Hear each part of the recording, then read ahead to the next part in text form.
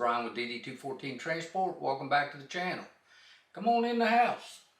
Let's have a cup of coffee. And we're going to talk a little bit today about load placement, load securement.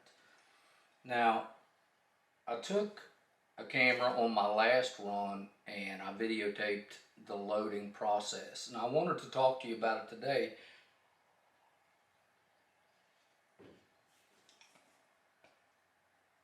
Give you some ideas on how to look at loading your trailer. First off, let me thank all you first responders, all you military vets, all you active duty military, for all you do and all you continue to do for this country. God bless you. We know that without you, we would not be where we are today.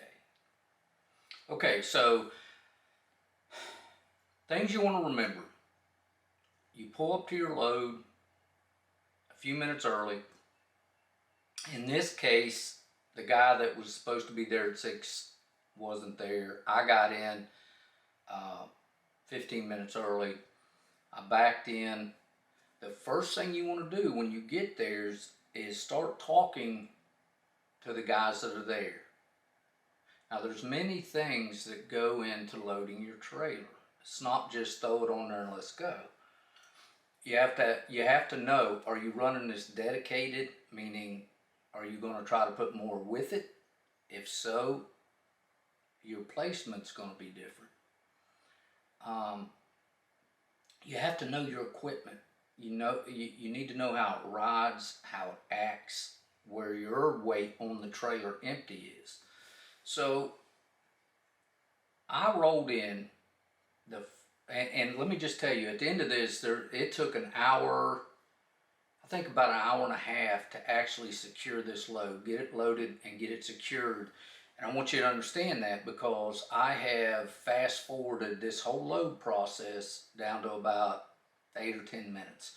And you need to watch it and watch the interaction between me and the loaders because that is so crucial. It's just not they throw it on your deck and you deal with it. That's not how this works. When I get backed in to the building, I get out and the first thing I'm asking, and this is what you need to ask, and well, okay, so let's back up a minute. I'm running this load, and I know that I'm running this load dedicated because it's 40 feet long. It's not necessarily heavy, it's just 40 feet long, and I'm not going to have any place to put another one. So, long story short, if you know that, and now you know that for this particular load for me, as soon as I got out, I asked, where's my weight on this particular piece? And this is 2 overhead cranes. It was a 1 pick, 2 drops, 2 overhead cranes. And Joe told me my weight's on the back. How do I want to load it? I tell him that knowing my trailer, remember I have that deck over and I have all my chains in the front, so I've got a good bit of weight on the nose of that trailer empty. So I told him I wanted all my weight to the back over the axles because you want your truck to pull, not necessarily carry the weight. Pulling the weight is totally different than carrying the weight. So I want my weight to the back. And I knew if I put it there that in this scenario that it would ride correctly. Okay, so I ask him where the weight's at. He tells me. We talk about the load. And this is something else. Understand that you're not going to be a professional crane shipper, hauler, transporter. So you need to rely on the people there to tell you what you can and cannot connect to. Don't act like you know it because I haul these things a lot and every one of them's a little different. So the first thing I asked was, where's my weight? Second thing I asked is, what can I tie to? All right, now here was a problem with this, is right in the very front of it, there's a big electric motor, and there's no way to run that strap or chain around that without touching that motor. I'm not touching that motor. So I've had to scoot back a few feet, and at that point, I set out my straps, and I set out my protectors, and the only way this could really be done, because there's a motor on the very back as well, is to chain 3 over the both of them. 3 over both cranes, crank it down, and then strap down the line. Well, let me just tell you what we found is, once the way this crane was set up, there are like little tracks, aluminum tracks, that run down the sides. I guess it carries the electrical cord. But anyway, long story short, the tracks were in the way of proper strapping, which basically means if the tracks are there, they're either going to get bent. There's no way to go over or under them, so they're either going to get bent, or you're not going to be able to crank it down like you need to crank it down. So we get with the engineer, and they moved them. They went in there and they loosened them up. So what's happening in this video is, once I get this load secured enough to move it a little bit, it's not secure when I start moving it, but I could move it out of the way so the next truck could get in. The engineer and Joe, the loader, come out, and he corrected all that stuff he needed to correct so I could get it bound down. Now, be sure that you involve the loader. It's not that the loader's there just to throw it on your deck. The loader is there to put that on the deck where you need it to go. And remember, it's your truck. You load it like you want to load it, but always involve the loader, because the loader's going to know the weight. The loader's going to be able to help you with any situation where something's in the way that it's going to keep you from strapping. So involve the loader. Watch this little 8-minute fast-paced video here, and I'll come back and talk to you again at the end. Be right back.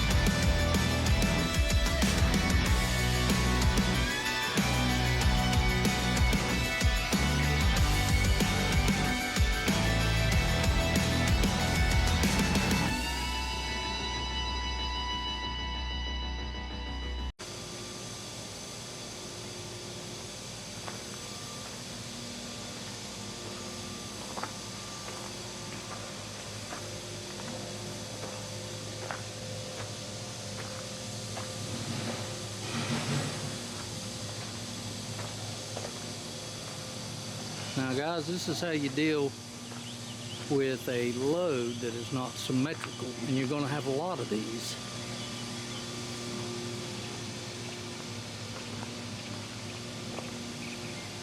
The weight is not heavy, however,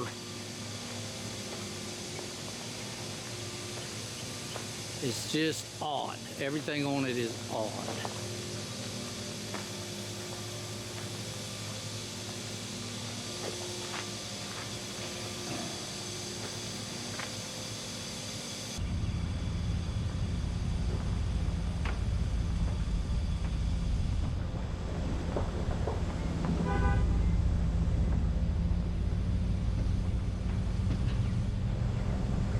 Okay, so there it is in a nutshell.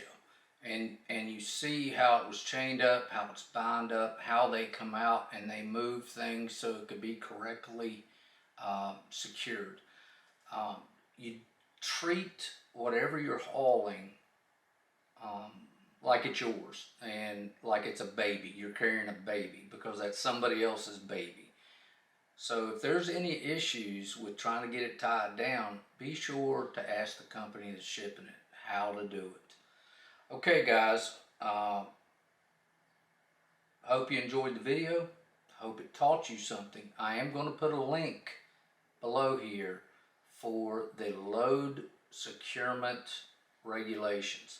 You can't go over every load securement regulation in one video. There's tons of them depending on what you're covering. But the FMCSA's load regulations there'll be a link below.